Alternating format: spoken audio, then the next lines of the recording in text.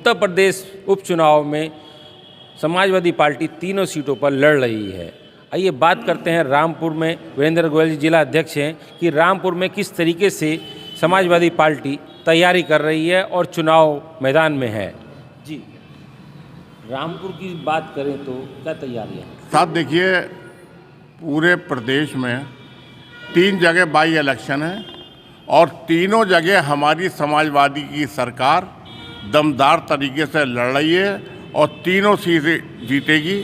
लेकिन मैं क्योंकि रामपुर में यहाँ पर स्टार प्रचारक मुझे भी बनाया है लिस्ट में, तो मैं रामपुर का चुनाव मुख्यतः देख रहा हूँ और यहाँ का जिला अध्यक्ष भी हूँ। तो यहाँ के बारे में आप अगर कोई सवाल करेंगे तो मैं ज़्यादा बिल्कुल सही जवाब आपको दे पाऊँगा। चलिए, देखिए आपसे बात कर लेते हैं। ये सीट आजम खां की थी और आजम खां यहाँ पर कई बार विधायक रहे हैं। माना जाए कि एक इतिहास रहा है कि आजम खां यहाँ से चुनाव लड़ते रहे हैं और जीतते रहे हैं और कई बार सरकार में मंत्री भी रहे हैं। तो क्या ये सीट अब लगता है कि आजम खां दोबारा जिता पाएंगे?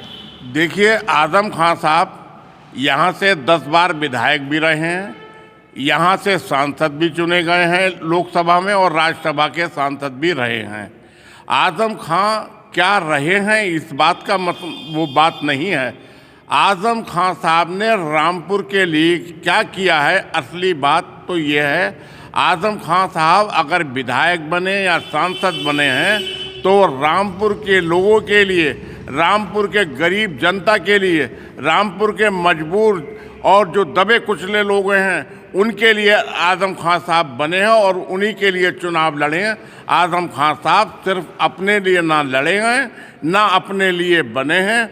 आज तक इतिहास गवाह है रामपुर का कि 45 साल से आजम खां साहब ने जो रामपुर में सेवा की है वो यहाँ के लोगों के हक की लड़ाई लड़ी है।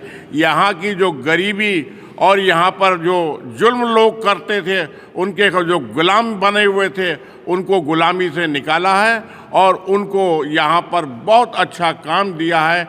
उनकी आवाज़ को उठाने का उनको हिम्मत दी है। ये आजम खां की लड़ाई थी। आजम खां क्या बने क्या ना बने, इस बनने से तो कुछ नहीं है। ये बनना तो इसलिए ज़रूरी था कि उन गरीबों को ताकत देने के लिए आजम खां का चुनाव लड़ना ज़रूरी था, आजम खां का बनना ज़रूरी था। आजम खां को वहाँ से प्रदेश से पावर लेने के लिए मंत्री बनना ज़रूरी था।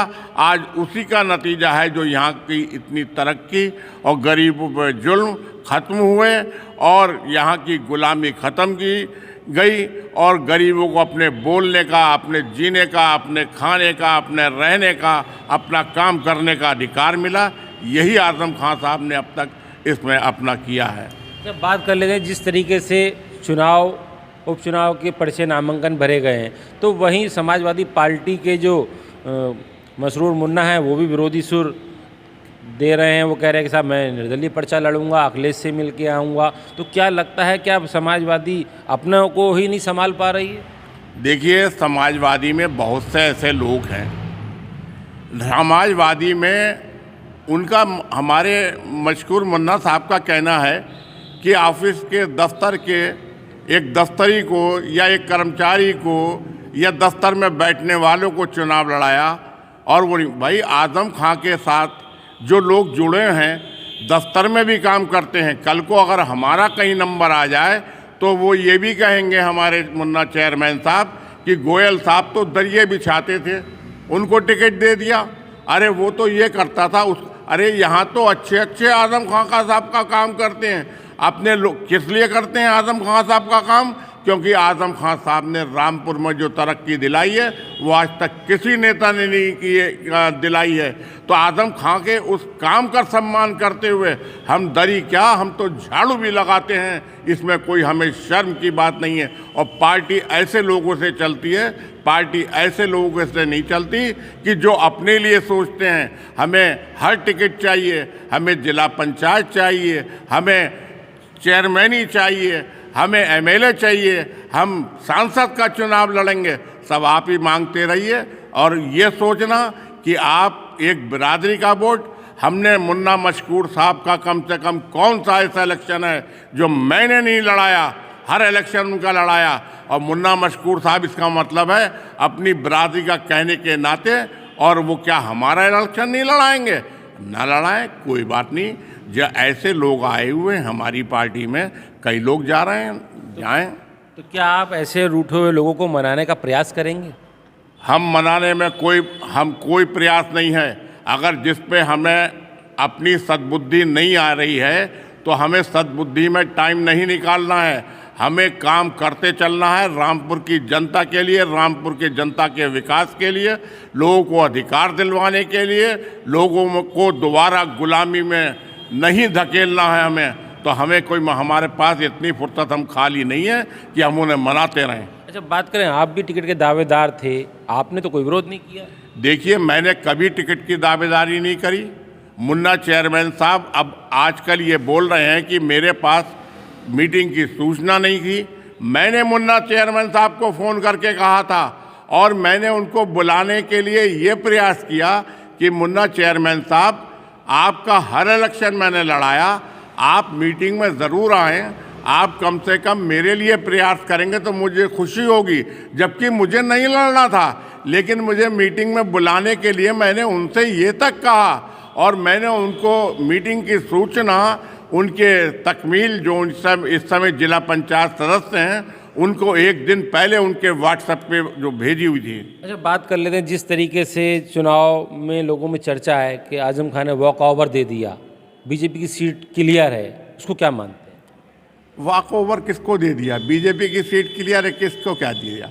आप एक बताइए, एक ऐसे व्यक्ति पर हमने आज तक ये देखा है जो दमदार लोग होते हैं, अगर वो दुश्मन से भी लड़ते हैं और तलवार उसकी गिर जाती है तो पहले तलवार उठा के देखते हैं कि आओ लड़ो।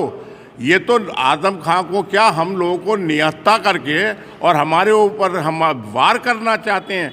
ये तो इनकी ताकत दिख रही है। अगर ये ताकतवर होते तो कहते नहीं, बराबर से अधिकार, आओ अब लड़ो, तो हम ताकतवर देखें। अच्छा, बात करें, जिस तरीके से बीजेपी में भी तनवीर अहमद डॉक्टर ने भी कई चुनाव लड़ाए और वो भी टिकट की मांग कर रहे थे, अब कल उन्होंने प्रेस कॉन्फ्रेंस करके कहा कि मैं निर्दलीय चुनाव लड़ूंगा, इस पे आपको क्या कहना है? साहब देखिए, डॉक्टर तनवीर साहब के बारे में एक अच्छे आदमी है। मैं इसलिए नहीं कह रहा हूँ कि मैं अध्यक्ष हूँ या मेरी कोई उनकी मर्जी बीजेपी के वो खिलाफ जाए या कोई इसलिए है, ऐसा नहीं है कि मेरा पर्सनल मेरे ऊपर एक एहसान था एज ए वीरेंद्र गोयल। लेकिन कभी भी मैं समाजवादी का अध्यक्ष हूँ तो मैं उनके साथ उनकी बात को सही इसलिए नहीं मान सकता कि डॉक्टर तनवीर जो हैं वो इतने मजबूत आदमी नहीं हैं। अगर आज वो बीजेपी छोड़ेंगे तो उनके ऊपर बहुत बड़ा डंडा है जो छोड़ नहीं पाएंगे।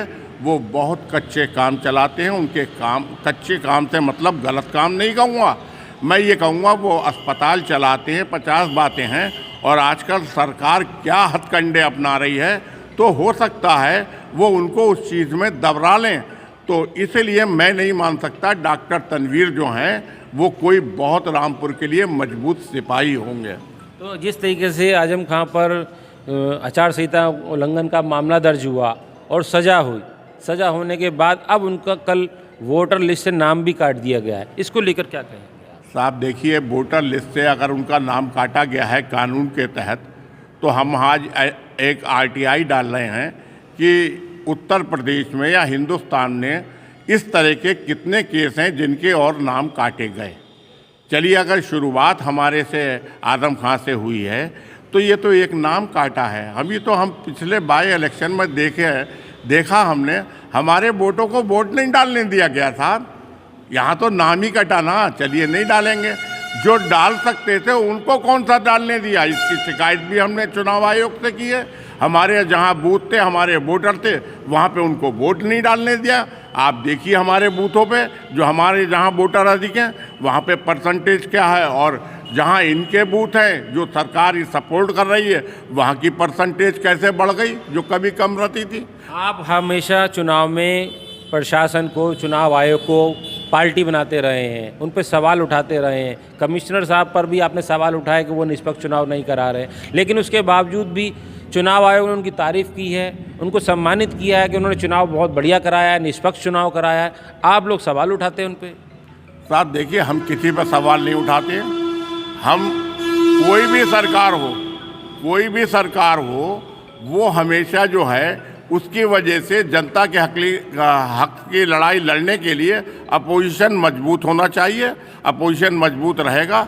अब हम इसलिए लगाते हैं कि ये सरकार, केंद्र की सरकार ये कह के आई थी कि हम अपोजिशन को बिल्कुल ख़त्म कर देंगे। इसका मतलब क्या हुआ? तानाशाही होगी। इसलिए हमारा क्या जनता के लिए लड़ना फ़र्ज नहीं है? क्या हम डर के बैठ जाएं?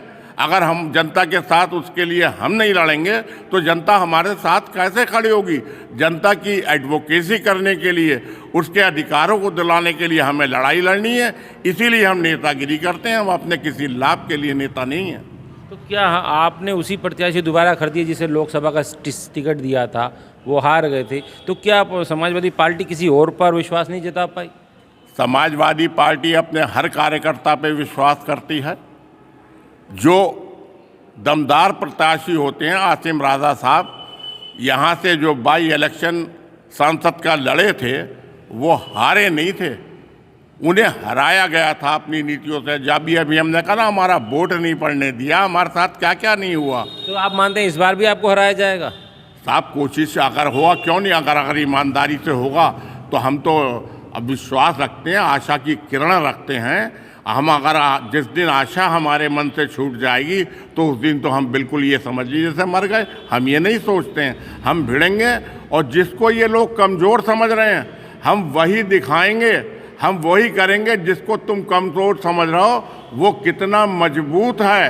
और हमारी बात है, आज़म खान साहब, जिसको लोग कमज़ोर करने की कोशिश करते हैं या जो कमज़ोर होता है हमेशा उसी के साथ खड़े होते हैं। मजबूत तो मजबूत अपने आप। आज़म खान भी खुद मजबूर हैं, कमज़ोर हैं, क्योंकि कोर्ट से सज़ा हो गई है और जिस तरीके से चुनाव मैदान में भी नहीं है, कई मुकदमे उनके ऊपर हैं। क्या लगता है आज़म खान कमज़ोर हैं इस वक्त? लगता है आपको? साहब, आपने कभी आज़म खान को रोते हुए देखा हो तो बताओ। अगर मैंने उन्हें कहीं अपने किसी और नेता के तरह रोते हुए देखा होता तो मैं समझता वो कमज़ोर हो गए। भाई, वो तो आज भी हौसला उनमें इतना है और बहुत मजबूत हिम्मत के आदमी हैं। अब उम्र के तकादे से तो कमज़ोर थोड़ा बहुत आदमी होता है और बीमार उनका रहे वो, इस चीज़ की बात रही। इसी चीज़ का अपोजिशन फ़ायदा उठाना चाहता है, उनकी बीमारी में उनको ख़त्म करना चाहता है। ये तो अपोजिशन का काम है। अच्छा, माने तो आप क्या मानते हैं कि आप कितनी लीड से जीत के आ रहे हैं, अगर आप अपने आप को जीता हुआ मानते हैं? साहब देखिए, इतना सब कुछ जो कि हमारी जानकारी में पहले नहीं था कि हमारे साथ वोटिंग वाले दिन एमपी बाई इलेक्शन में ऐसा होगा, अब हमारी जानकारी में सब आ गया है। तब भी हम रामपुर शहर से 11,000 वोटों से जीते थे, सब कुछ होने के बावजूद भी। तो मानते हैं कि इस बार भी आप जीतेंगे? इस बार तो कम से कम हम जीतेंगे तो 40,000 वोटों से जीतेंगे, ये बात मान के चलते हैं और ऊपर विश्वास रखते हैं कि प्रशासन ईमानदारी से काम करेगा। क्योंकि प्रशासन जो आज है, ये वो प्रशासन है जो किसी गलत वजह से, हम पूछते हैं प्रशासन, संविधान की शपथ खा के आप नौकरी करते हो और बड़ी मेहनत से आप ये आईएएस और आईपीएस की सीट लेते हो, ये किसी के आपको जुल्म से मुफ्त में नहीं मिली है। आप संविधान का पालन करिए, हम भी संविधान का पालन करते हैं। तो क्या आप मानते हैं कि जो अधिकारी चुनाव करा रहे हैं या जिले में हैं, क्या वो संविधान का पालन नहीं कर रहे हैं? साहब, संविधान का पालन जो करेंगे तो हम कम से कम 40,000 से नहीं, हम इससे भी ऊपर से जीतेंगे और हम जीत चुके हैं यहाँ का।